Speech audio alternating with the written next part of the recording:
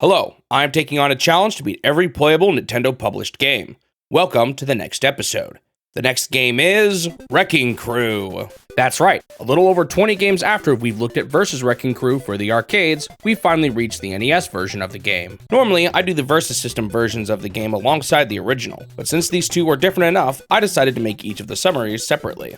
I already went over most of the history in my video on the Versus System version, but I'll do an abridged version here in case you haven't seen it yet.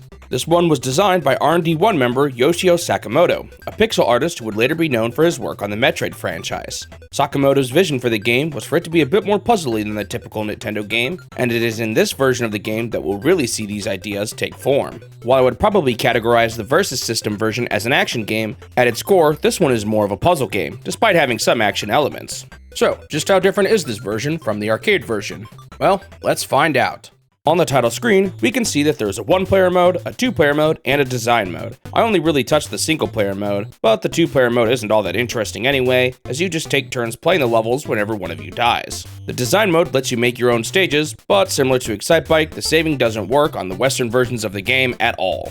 Another thing we can see on the title screen is just how many levels this game has. There are a total of 100 levels in Wrecking Crew, which frankly blows anything I've played so far out of the water. And I thought the 32 levels in Ice Climber was a lot. Each of these levels are totally unique too, so it's not like they just came up with some general pattern or anything either. I wonder if the amount of content here is part of the reason why this game took a year longer to release than the arcade version. The core mechanics of this one are essentially identical to the arcade version. Your objective is to break all of the walls, and based on the appearance of the walls, it takes a different number of hits to destroy them. The gotcha wrenches and fireballs are back too, although there's also some new enemies I'll go over once we see them. Additionally, since the Ouija is now reserved for player 2, the character who runs around in the background is now a new character, 4-Man Spike. He essentially still shares the same role as the original Luigi. He follows you around and breaks the walls from the other side to knock you down. Many of the other types of objects make a return too. There's bombs that can break everything in a line, doors that send the monsters to the background, and certain types of ladders that need to be broken alongside the walls. So, what makes this version so different? The big change is in those 100 unique levels I talked about before. In the arcade version, you essentially always had the same type of level, 5-layer stages with walls all over the place. In this one, each level is handcrafted, and they often require some level of puzzle solving to beat, and this results in a completely different experience from the arcade version. Of course, I started with Phase 1. This first level is pretty simple, and it introduces many of the basic mechanics. We've got walls to break, ladders to climb, a bomb, and a gotcha wrench running around. The gotcha wrenches in this game are actually pretty different than the ones in the arcade version. Instead of just running forward and climbing whatever ladder they see, they will always try to hunt down the player. However, they can only turn around if they hit a wall or if they're at a ladder. In this first level, I got him trapped easily behind the door, so he wasn't too much of a threat here. Another small mechanic we can see in this level that wasn't present in the arcade version is that you can fall off the side of platforms. There's no fall damage or anything, but this one-way method of travel ends up being used quite a bit as a puzzle mechanic. The stage itself is ultimately pretty easy, and I cleared it on my first try. In the second level, a completely new type of enemy is introduced, the Eggplant Man. These guys are actually kind of similar to the arcade gotcha wrenches. They will always move in one direction, and they will always climb a ladder when they come up to one. There's another new mechanic we can see in this level, and that's the barrels. They don't mean much here, but we'll see them a lot more later. These essentially act as walls you can't pass through, although you can walk on top of them. This level isn't all that bad either, and after falling and breaking a bunch of walls, I climbed up to a bomb, gave it a whack, and beat the level. Phase 3 was a bit more tricky. While I didn't fall for it, playing this level incorrectly can make it impossible to complete. Because falling is one way, if you fall down without breaking all the walls above first, there's no way back up and you have to reset the level. That's a mechanic we'll see a lot in this version that wasn't present at all in the original. It can be a bit frustrating to have to restart some of the harder levels, but ultimately, it's a key component of how they designed their puzzles. Phase 4 was focused on teaching you on how to use the bombs, and it introduced another mechanic, pillars that hold up the ground above it. While clearing out the pillars is not a requirement, breaking one of these will cause whatever is directly above it to fall down. In this level, we can see that breaking these walls was necessary to access the walls above it. After this level, you get taken to a bonus stage. This bonus is almost identical to the Versus System version, but now 4-Man Spike is also trying to get the coin, so you need to find it before he does. You might be able to win this every time by constantly knocking him down with correct timing, but typically this was just a game of RNG for me. Winning only earned you some extra points, so I didn't typically care all that much to win it. Phase 5 technically didn't teach you anything new, but it showcased exactly what happens when you hit a ladder while an enemy is climbing it. Destroying ladders while enemies are climbing on it will cause them to fall down, and this one ends up being pretty scary with how close you end up getting to the gotcha wrenches after you break all the ladders. In Phase 6, the game teaches you about barrels on top of pillars. When you break a pillar below a barrel, it will fall and trap whoever's beneath it. This can be a nice way to deal with the enemies, but you have to be careful not to get stuck yourself.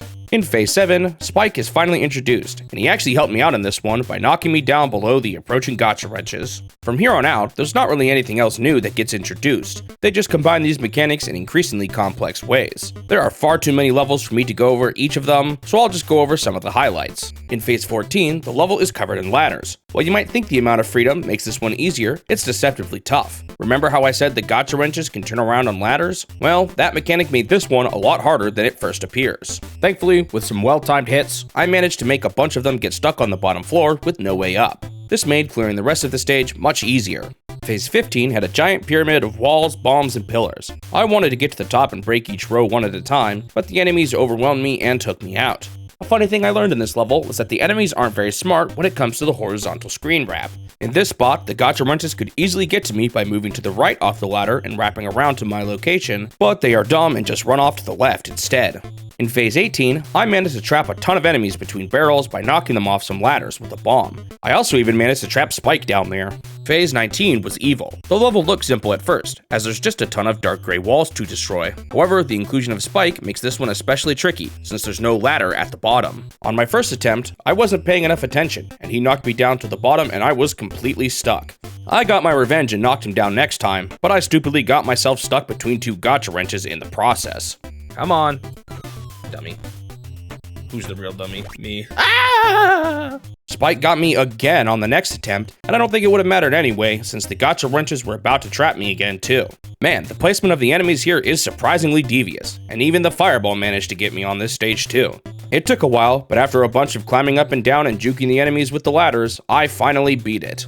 In Phase 21, I think the intention was to use one of these bombs near the top to just open the door and trap the gotcha wrench, but I ended up doing a weird trick where I blew up the bomb at just the right time and momentarily knocked him down instead.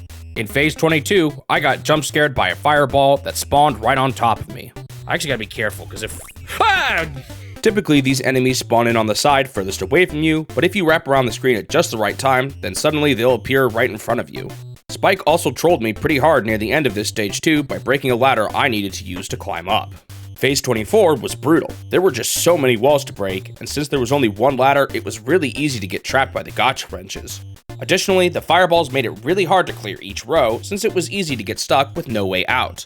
It took me a while, but eventually I realized it was better to approach this level by clearing it in vertical chunks instead of horizontal ones. I also used 4-man Spike to safely get to the bottom in the end, and after losing a ton of lives, I finally beat it. Level 25 was surprisingly tough too. It wasn't super complicated, but I kept getting overwhelmed with all the eggplant men at the end. I eventually realized that I needed to clear out all the ladders at the bottom at the beginning instead of at the end. Level 31 tempted me into hitting some bombs to make the top section easier, but I didn't want to risk letting the gotcha wrenches free, so I just did it the slow way. Level 36 was another one I struggled with due to all the eggplant men. No matter what I did, the bottom would always end up getting covered in eggplant guys, and I couldn't clear out the last section of walls. On the try where I finally made it, I stopped hitting them on the ladder since I thought that would stop them from filling up the bottom area. They filled it up anyway, but since I didn't knock any of them down, they were all moving the same direction, and I was able to move far enough and hit the bomb block to win. Phase 40 seems simple at first, but if you aren't careful, the gotcha wrenches fall into where the last few walls are, and you're toast the moment this happens. This one involves a lot of manipulating the enemy AI to constantly keep them from falling into the hole, but this was easier said than done. After getting the enemies to overlap on top of each other, this became a lot easier and I finally managed to beat this one. Phase 45 was covered in pillars and barrels, and despite this, it was surprisingly tough to cover up both of the gotcha wrenches. Here I noticed an interesting thing about the way the barrels work. While you can step on top of them, they are a bit lower than the floor next to you, so you can actually use them as a way to get across pits. Phase 46 was another surprisingly tough one. There's a lot of ladder loops you have to break, but because there's so little room to move, it's super easy to get trapped by the eggplant men. One thing of note is that you can't actually move down in a spot like this, so in this situation I had nowhere to go. I eventually realized that if you broke the ladders in the right way, you could get the eggplant men stuck, which was really helpful to clear the level. In Phase 48, I found out that due to the limitations of the barrel I mentioned earlier, you can actually get enemies stuck on a single barrel. Apparently this is even mentioned in the manual, and it is called the fence-in strategy. I got almost all of the enemies stuck here, including Spike himself. After a few more stages, I beat phase 50, and I'd played the game for just over 2 hours. Alright, I'm halfway there. Well, at least as far as the level count goes. These levels have definitely increased in difficulty, so as we will soon see, I've still got a while to go. Phase 57 was another tricky one, and surprise, it's another level focused on ladders and eggplant men. I almost beat this one on my first try, but for some reason a bunch of eggplant men got stuck on each other and couldn't make it off of a ladder for some reason. Come on, I was robbed. It took me a while to realize, but there was actually a way to get them stuck with the fence-in strategy on this stage. With all of them stuck, the rest of this level was a breeze. Phase 61 was another tough ladder eggplant man level, but what's really funny about this one was the ending. Since it takes a while for a ladder to break, I got hit by an enemy as I was completing the level. Thankfully, this counted despite the state Mario was in when I actually finished the level. Immediately after, on phase 62, I actually got stuck. This level seemed to be impossible to me no matter how I looked at it. It turns out there was a mechanic I didn't quite understand. If you break a pillar below a ladder, only the bottom piece falls. When this happens, I thought for some reason that falling from the top would then make me fall right through the ladder with no way to grab onto it. It turns out that you can actually grab the ladder while falling with ease, and this was necessary to beat the level. I actually got scared at the end of this one too, since this weird mechanic with the pillar left behind a bit of the ladder, and I thought I had to clear it to win. Thankfully, it wasn't necessary at all, and I finally beat it. Phase 66 was an interesting one. Normally, when breakable ladders are the only way to change floors, you need to start at the top and move down, since there's no way to go back up once a ladder is destroyed. However, this one had a required fall at the very top to clear a wall, meaning you had to end at the top to win. To accomplish this, you had to hit the bombs later on the stage and use the screen looping to climb up the ladders before the bomb's explosion would hit it. This caused the entire floor below you to get cleared out while still allowing you to make your way upwards. Kind of a neat level idea. Phase 73 didn't seem all that bad at first, but it was fairly long, and 4-man Spike was a huge problem. If he hit a ladder I needed, it was all over. Thankfully, I found a way to trick Spike into trapping himself in a barrel. I ended up not even having to be the one to make the swing. This was your own undoing, buddy. Phase 80 was absolutely brutal. I think this one was probably the hardest level in the whole game. To start off, you must clear all of the blocks at the top before moving down to the next section, since a fall is required to move on. The problem is that this top area is covered in enemies, and it's super hard to actually get all of the walls with so little room to move around. Spike is here too, which only made things worse. I lost so many lives here. To beat it, I had to build up an exact movement strategy since swinging it was never enough. It took me forever, but I finally had a run that made it through the top part. Surely I won't mess up the next section, right? This bottom part alone isn't all that tough, since you just have to clear out each of the rows one at a time and use the bombs to fall back down. However, the issue here was that Spike was down here now, and he could really mess things up. On my first attempt down here, Spike broke an all-important ladder and I had to go back to the very beginning. Ugh, Spike, you're the worst. You might just be the most evil villain Mario has ever faced off against. After another handful of tries, I had another run that made it past the early part. This time, Spike actually got stuck in one of the rows. While this might seem fine at first, if he breaks the bomb before I clear up enough of the walls, I'm toast. I was super worried he'd break the bomb the moment I fell in, but thankfully he didn't and I finally managed to clear this level. This one alone took me 30 minutes. Ouch, in a game with 100 levels, that's no small number. On phase 84, I ran into this weird level with a bunch of ladders that made the shape of an S for some reason. The gotcha wrenches in this one made it difficult, and once again the presence of Spike didn't help either.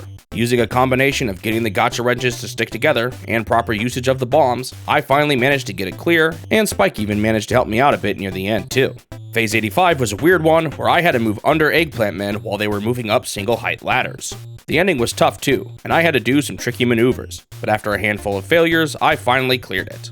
Phase 87 was another interesting one. The only way to get to the bottom was to let 4-man Spike hit me and knock me down, but since there was no way back up, I could only go down there at the very end. The problem with this is that if I accidentally knock Spike down at any point in the level, he can't get back up either, which means I have no way down myself and the level is over. This was surprisingly tough to pull off. Additionally, the wall you need to use to fall down is trapped, so you both need to fall into it once you finish the top section. The first time I tried this, Spike trolled me for some reason and refused to go up the ladder. I fell into the pit without realizing what was going on, and he moved down a row and I was stuck. Man, this guy is devious. On the next run, Spike was even worse. He watched me fall into the hole and turned around and climbed down the ladder. Gee, Spike, just what is your problem? I didn't even think the AI would behave like this. Finally, I realized the strat was to trick Spike into falling into the hole early, and that way I could clear the top part safely and guarantee that he will knock me down later. Finally, on the attempt after I realized this, I beat the level. Phase 88 wasn't anything too special, but I did pull off this epic dodge after being trapped with a fireball heading my way. Phase 90 was tough. This one is a convoluted mess of barrels, ladders, and bad guys. What was really tricky was this middle section. Knocking down this ladder doesn't actually let you in, since you can't climb high enough. You have to clear out a barrel at the top to get in. Hitting this pillar was still necessary though, as it's your only way out, which I unfortunately forgot on one of my attempts. While this one didn't take quite as long as Phase 80, it still took me 15 minutes to clear, and was definitely one of the tougher ones. Phase 91 was another hard level, and part of this was due to how tricky the start of it is. Once you get access to the doors, it gets a bit easier, but even the ending of this one is tough too, due to the combination of the eggplant men and the fireballs. I eventually cleared it, but boy are these final levels getting super tough. Level 95 was crazy, and another contender for hardest level in the game. You are stuck on a pretty linear path with a bunch of enemies hot on your tail. You can't clear all the walls fast enough, and once you reach the one section that loops, you have to pull off some crazy maneuvers to clear everything out. The final solution is kind of ridiculous. You have to use the ladder with crazy tight timing to trick the bad guys, and even pull off one of those fireball dodges I did earlier too. This one was so tough that I may or may not have resorted to using a video guide to help me through it. Phase 98 was another weird one, and it involved you having to do some pretty tight bomb falls to clear it. The sheer amount of gotcha wrenches wasn't helping either. It was just so difficult to get everything to line up the way I needed it to. It was super close, but I finally cleared the level, even after failing to bomb one of the rows properly. Phase 99 was another showdown with Spike, where you need him to survive until the end so he could knock you down. There was one problem though. The bottom had two different sections that were walled off from one another. You can't get back up after falling down, so how is this even possible? It turns out this level requires you to get hit by Spike in the exact right location to fall in front of one of the barrels at the bottom. Then, you must inch to the side so that you could hit the bomb while still being in front of the barrel, allowing you to move to the other side to clear it out. Yeesh, they're really exploiting some fringe edge cases here on some of these. Next up was Phase 100, the last level. Of course, it's another level full of ladders and eggplant men, my favorite combo. What makes this one tough is that there are a bunch of sections where you have to go far down a linear path to break a bunch of walls, which puts you at risk of getting hit by a fireball or getting trapped by an eggplant man. Slowly but surely, I came up with the path that would always work, although it took some trial and error to find it, including one attempt where I was jump scared by a fireball again. This definitely wasn't the hardest level in the game, but it still took quite a few tries. After beating it, I was taken to one final bonus level where I somehow managed to find the coin on my very first wall. Nice. Phew, those final levels were tough. It only took me 2 hours for the first 50, but the second half took me almost 5 hours. This game definitely has a difficulty curve. I was initially done here, but I came back because there was one final thing I wanted to see, the golden hammer. There's actually a bunch of hidden items in this game, but they are super hard and cryptic to find. Santa Claus! Basically, in levels with bombs, one of the bombs is a prize bomb. In order to get an item for one of these, the bomb must be the third bomb you hit. Then, based on an equation involving the phase you're on and the number of swings you've made, one of 4 items can pop out. I saw this a few times while playing by chance, but there was no way I was figuring it out on my own.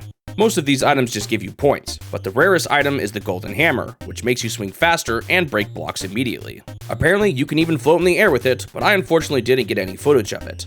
Once you grab this item, it plays a new song too, and you can keep the hammer across levels until you finally get hit and lose a life. To see this hammer for myself, I followed an exact strat on Phase 14 and got the golden hammer. This thing would have been useful in the main game, but man, it's just so obscure to get. Well, that's the last thing I wanted to do with this one, so with that, Wrecking Crew was complete. On to the review. Phew, this one was a doozy. There's a lot of levels here, and as I said before, the amount of content here is far more than anything else I've played up until this point. I thought this one was overall pretty solid. I enjoy puzzle games like this, and I found the general mechanics of this game to be pretty unique and fun to solve. However, I did find some of the action elements to be pretty frustrating at times. I know it's a core part of how the game is designed, but it can be really annoying to lose a life and restart a level you've basically already solved. Generally speaking, when it comes to puzzle games, I'm more of a fan of slow-paced puzzle games without action elements and harsh failure conditions, and that's definitely true here too. It's overall a good time though, so I gave the game a 7 out of 10. Thanks for watching the video. If you want to see more of these in the future, make sure you subscribe to the channel so that you won't miss out on the next one. Also leave a like if you enjoyed it, since it will help the channel grow and motivate me to continue this series. I hope I will see you in the next step of my quest to beat every Nintendo game.